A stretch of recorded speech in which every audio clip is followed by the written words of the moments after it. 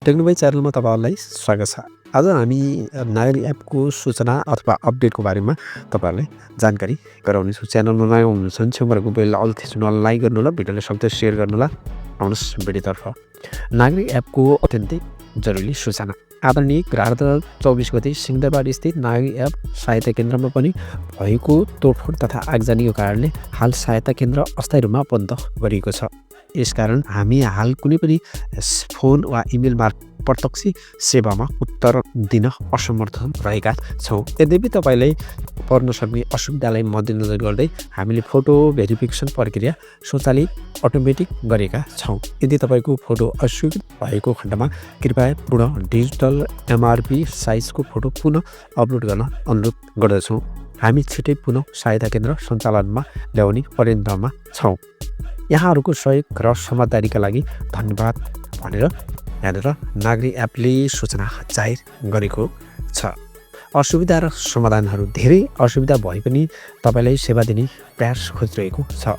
Photo verification प्रक्रिया अब स्वचालित अटोमेटिक भएको छ।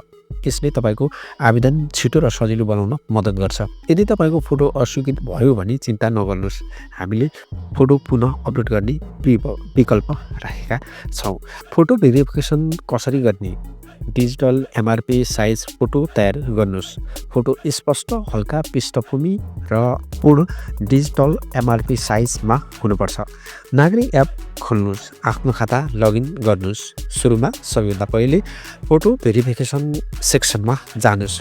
अस्वीकृत भएको फोटो भए रिअपलोड वा ट्राई विकल्पमा क्लिक गर्नुहोस्। फोटो अपलोड गर्नुहोस् र सबमिट गर्नुहोस्। सबै विवरण सही भएमा प्रक्रिया स्वचालित रूपमा अनुमोदनको लागि जान्छ। यदि फोटो फेरि पनि अस्वीकृत हुन्छ भने फोटोको स्पष्टता, उज्यालो र डिजिटल एमआरपी साइज जाँच गर्नुहोस्। सहायता केन्द्र पुनः सञ्चालन। हामी छिट्टै सहायता केन्द्र पुनः सञ्चालन ल्याउने प्रयासमा छौँ। तपाईँलाई आवश्यक परेको खण्ड फोटो भेरिफिकेसन प्रक्रिया मार्फत आफ्नो आवेदन पुरा गर्न सक्नुहुन्छ। हामी तपाईँको सहयोग र समझदारीको लागि धन्यवाद व्यक्त गर्दछौँ। नागरिक एपले यो सूचना जारी गरेको छ, तपाईँहरूलाई मैले स्पष्ट पारिसकेँ। किनभने 24 को सिंहदरबार स्थित नागरिक एप सहायता केन्द्रमा पनि भएको तोडफोड तथा आगजनीको कारणले हाल सहायता केन्द्र अस्थायी रूपमा बन्द गरेको छ भनेर एउटा सूचना गरिएको छ। यहाँनिर यसकारण हामी हाल कुनै पनि फोन वा इमेल मार्फत प्रत्यक्ष सेवामा उत्तर दिन असमर्थ रहेका छौँ। यद्यपि तपाईँहरूलाई पर्न सक्ने असुविधालाई मध्यनजर गर्दै हामीले फोटो भेरिफिकेसन प्रक्रिया स्वचालित अटोमेटिक गरेका छौँ। यदि तपाईँको फोटो अस्वीकृत भएको खण्डमा प्रक्रिया पुनः डिजिटल एमआरपी साइजको फोटो पुनः अपलोड गर्न अनुरोध गर्दछौँ।